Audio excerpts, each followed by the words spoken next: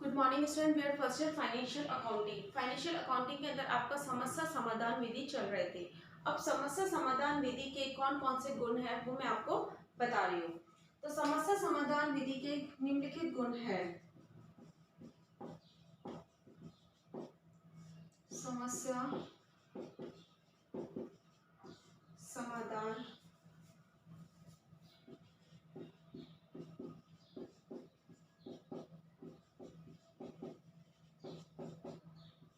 निम्नलिखित गुण है। नंबर 1,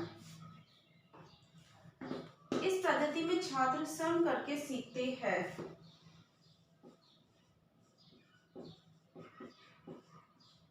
इस पद्धति में छात्र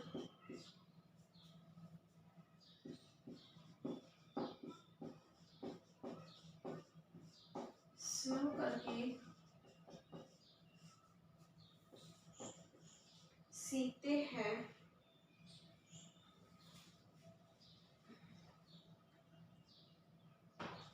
इसलिए उनमें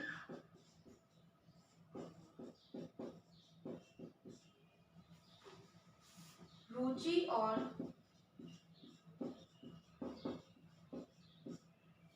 तत्परता का समावेश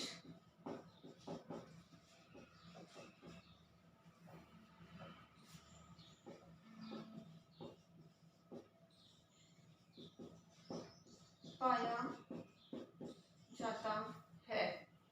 पहला नंबर ये होता है कि समस्या समाधान विधि मैंने आपको बताया था कि अध्यापक द्वारा भी बच्चों के सामने एक समस्या प्रस्तुत की जाती है और छात्रों द्वारा भी अध्यापक के सामने एक समस्या समाधान के लिए जो क्रियात्मक समस्या होती है वो प्रस्तुत की जाती है। अब दोनों ही बात आती है। तो जब अध्यापक द्वारा बच्चों के सामने समस्या प्रस्तुत की जाती है तो छात्र इसके अंदर श्रम करके सीखते हैं, क्योंकि वो उस समस्या को समाधान के लिए एक तरह से उस पर विचार विमर्श करते हैं और जब उस पर विचार विमर्श करते हैं तो उनमें रुचि और तत्परता का समावेश पाया जाता है, क्योंकि वो समस्या जो होती है, क्योंकि देखा गया मैंने आप बताया था कि समस्या समाधान विधि में जो समस्या ली जाती है बच्चों के दैनिक जीवन से संबंधित होनी चाहिए ज़्यादा से ज़्यादा। तो जब दैनिक जीवन से संबंधित होगी वो उसमें रुचि दिखाएगी और जब जिस चीज़ के लिए अपन रुचि दिखाते हैं उसके लिए हमें जी जान से उस चीज़ को करने की अपन कोशिश भी करने लगते हैं, इसलिए इसके अंदर तत्परता का समावेश पाया जाता है। फिर सेकंड नंबर,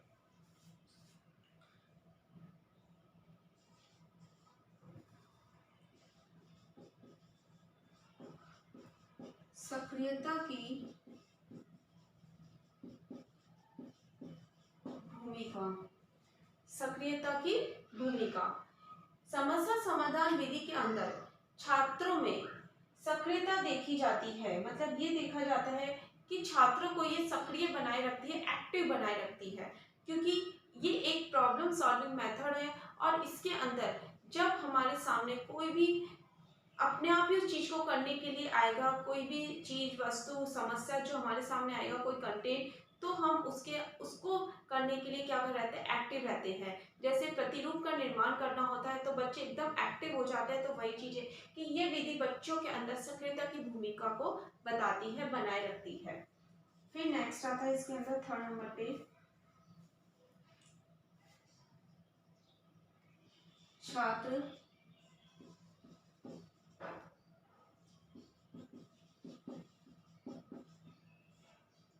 समस्याओं के समाधान में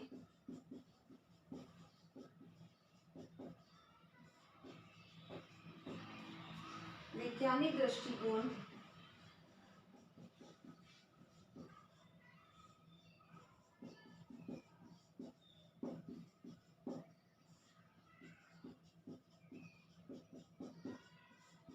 अपनाते हैं।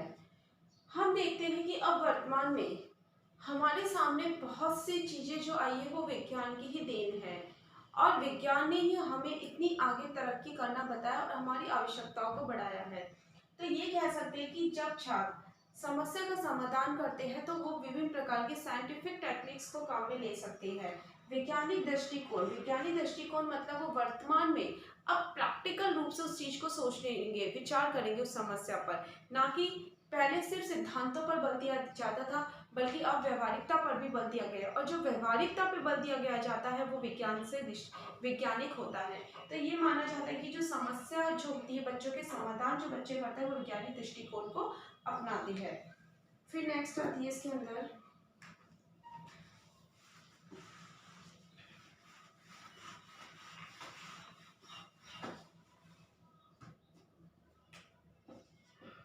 फोर्थ,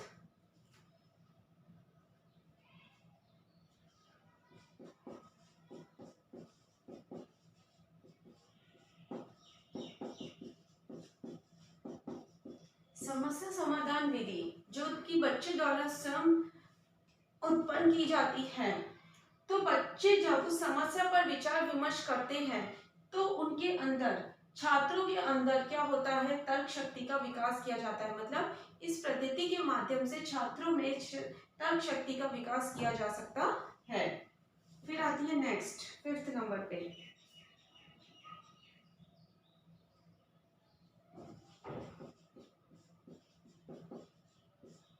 छात्र प्राप्त ज्ञान को प्रयोग करने में सक्षम हो जाता है।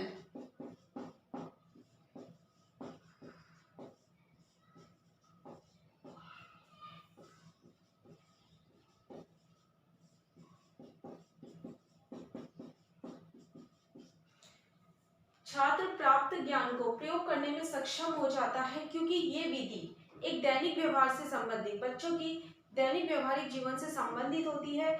इसलिए बच्चे क्या करना सीख जाते हैं, उस समस्या का प्रयोग करना सीख जाते हैं, उपयोग में लेना सीख जाते हैं। उसके जब कोई समस्या बच्चों के सामने आती है और हम उन्हें एक अच्छी तरह से परामर्श देते हैं तो बच्चे क्या करते हैं, उस चीज को अपने व्यवहारिक जीवन में लेने की कोशिश करते हैं। फिर आती है नेक्स्ट,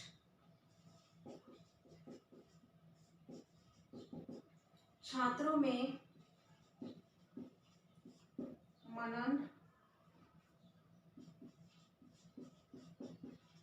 चिंतन एवं विश्लेषण की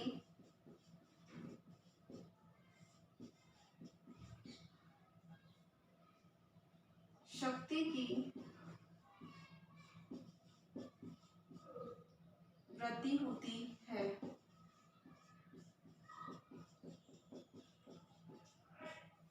छात्रों में मनन, चिंतन और विश्लेषण की, समस्या का विश्लेषण करना उन्हें आ जाता है। उस समस्या पर जब विचार विमर्श करते हैं तो चिंतन, मनन, तर्क वगैरह सारी शक्ति और कौशल का विकास किया जा सकता है।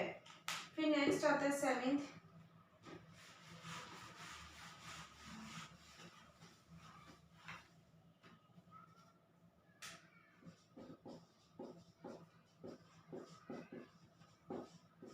यह विधि व्यक्तिगत एवं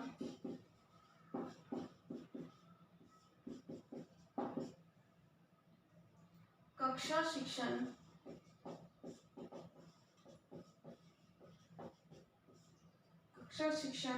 दोनों में ही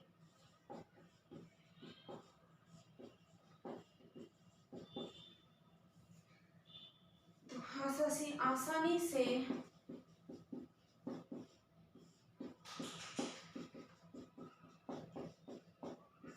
प्रयोग की जाती है। व्यक्तिगत रूप से भी और कक्षा शिक्षण में भी। व्यक्तिगत रूप से भी किसी बच्चे की समस्या को शॉर्ट आउट किया जा सकता है और कक्षा के दौरान भी बच्चों की समस्या को शॉर्ट आउट किया जा सकता है। फिर नेक्स्ट आता है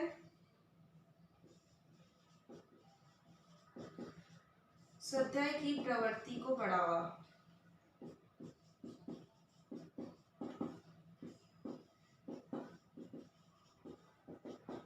इस विधि से के माध्यम से बच्चे करके सीखने पर बल देते हैं और जब बच्चे करके सीखने पर बल देते हैं तो एक तरह से उनमें स्वाध्याय की भावना का क्या होता है, विकास होता है। वो हर चीज को स्वयं करने की कोशिश करते हैं। जैसे कोई कंटेंट है, कोई समस्या है तो अध्यापक ने छात्रों के सामने रखा, अब छात्र उसके अंदर पूरी तरीके से जुट जाएगा, उसके अंदर अध्ययन और शोध करेगा उस समस्या के समाधान के लिए। तो वो स्वयं उस चीज को कर रहा है, स्वयं उसकी समाधान निकालने की कोशिश कर रहा है अध्यापक द्वारा परामर्श देने पर। तो इसके अंदर स्वाध्याय की भावना का विकास होता है। फिर ये आता है छात्र अध्यापक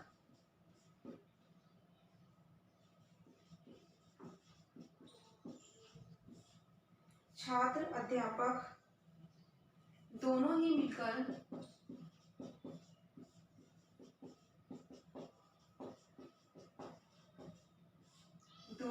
मिलकर समाधान खोजती है।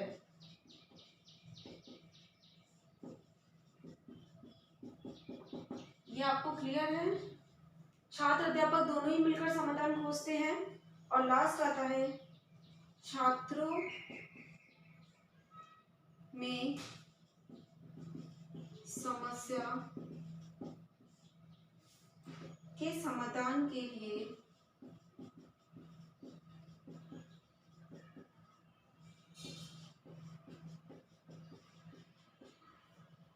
धैर्य का विकास होता है।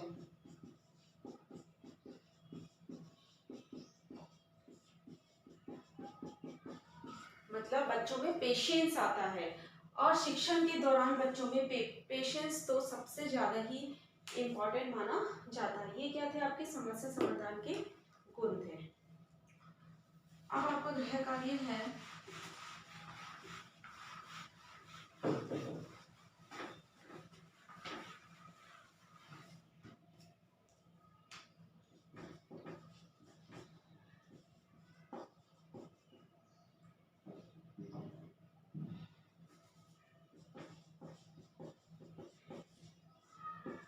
वाणिज्य शिक्षण में